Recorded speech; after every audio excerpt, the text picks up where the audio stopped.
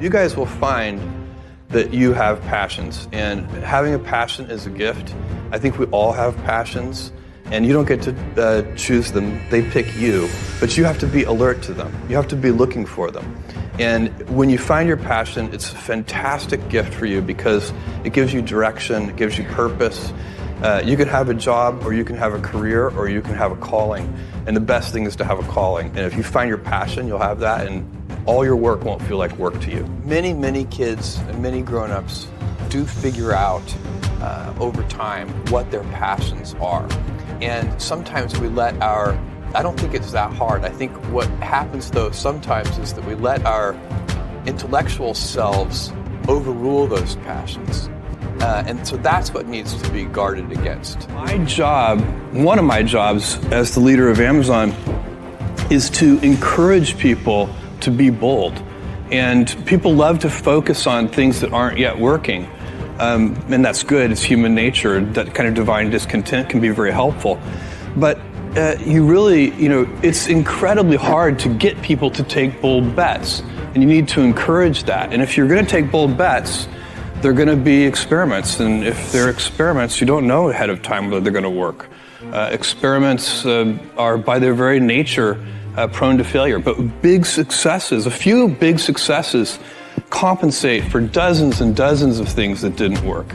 So, bold bets, AWS, Kindle, Amazon Prime, our third-party seller business, all of those things are examples of bold bets that did work, and they pay for a lot of experiments. I've made billions of dollars of failures at Amazon.com, literally billions of dollars of failures. And you might remember Pets.com or Cosmo, or give myself a root canal with no anesthesia very easily. None of those things are fun, but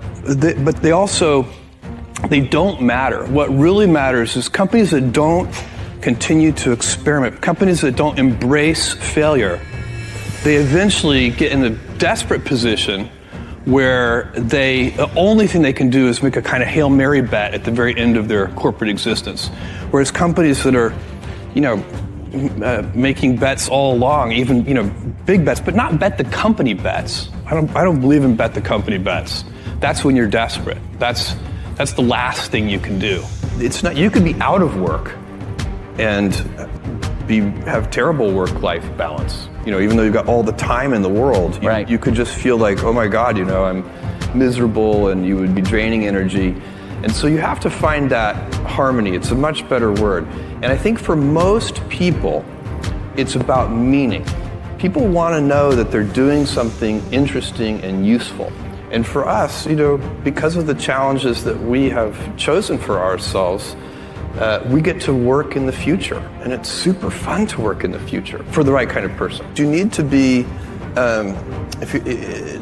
nimble and robust, so you need to be able to take a punch, and you also need to be quick and innovative and doing new things at a high speed. That's the best defense against the future, and you have to always be leaning into the future. If you're leaning away from the future is going to win every time. Never, ever, ever lean away from the future. We all have adversity in our lives. I doubt if you really, if you know somebody, any friend or anybody that you talk to, there's no lack of adversity. And by the way, that's good, because it's what teaches us how to get back up. You fall down, you get back up. It always happens. And, you get certain gifts in life, and you want to take advantage of those.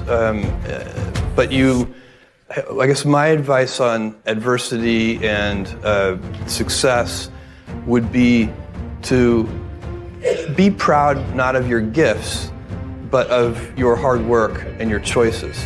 So, you may be, the kinds of gifts you get in life, you might be really good at math. It might be really easy for you. That's a kind of gift. But practicing that math and taking it to the next step, that could be very challenging and hard, and take a lot of sweat. That's a choice. You can't really be proud of your gifts because they were given to you. You can be grateful for them and thankful for them. But your choices You choose to work hard.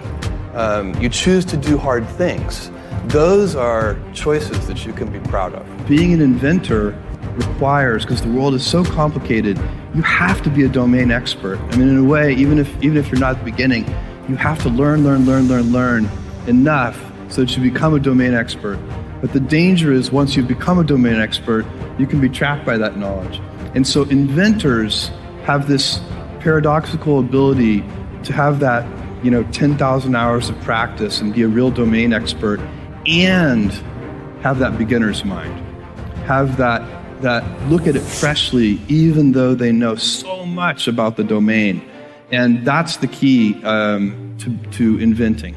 You have to have both. And I think that is intentional. I think all of us have that inside of us, and we can all do it, but you have to be intentional about it. You have to say, yeah, I am going to become an expert, and I'm going to keep my... You can't skip steps. You have to put one foot in front of the other. Things take time. There are no shortcuts. And but you want to do those steps with, passion and ferocity. It's easy to have ideas. It's very hard to turn an idea into a successful product. There are a lot of steps in between, and it takes persistence, relentlessness. So I always tell people who are, who think they want to be entrepreneurs, you need a combination of stubborn relentlessness and flexibility. And you have to know when to be which. And basically you need to be stubborn on your vision, because otherwise it'll be too easy to give up. But you need to be very flexible on the details, because as you go along pursuing your vision, you'll find that some of your preconceptions were wrong, and you're going to need to be able to change those things. So I think taking an idea successfully all the way to the market and turning it into a real product that people care about and that really improves people's lives is a lot of hard work. Don't try to chase what is kind of the hot passion of the day.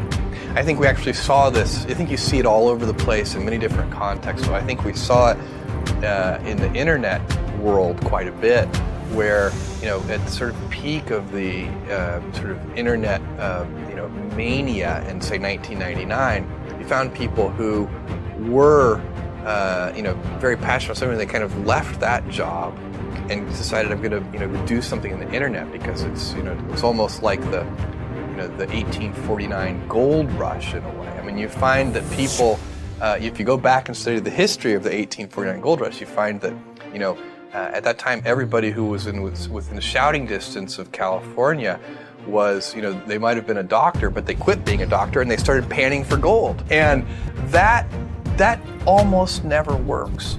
And even if it does work, according to some metric, financial success or whatever it might be, I suspect it leaves you ultimately unsatisfied. So you really need to be very clear with yourself.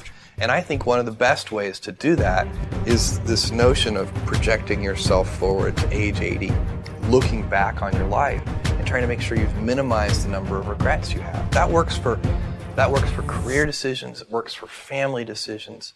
Do you want? I have a 14-month-old son, and it's very easy for me to, if I think about myself when I'm 80, I know I want to watch that little guy grow up. And so I don't want to be 80 and think, shoot, I missed that whole thing, and I don't have the kind of relationship with my son that I wished I had, and so on and so on. So if you think about that, so I guess another thing that I would recommend to people is that they always take a long-term point of view. And I think this is something about which there's a lot of controversy. There's a lot of people, and I'm just not one of them, believe that you should live for the now. I think what you do is you think about the great expanse of time ahead of you and try to make sure that you're planning for that in a way that's going to leave you ultimately satisfied. So this is the way it works for me. And I mean, everybody needs to find that for themselves. So I think there are a lot of paths to satisfaction, and you need to find one that works for you.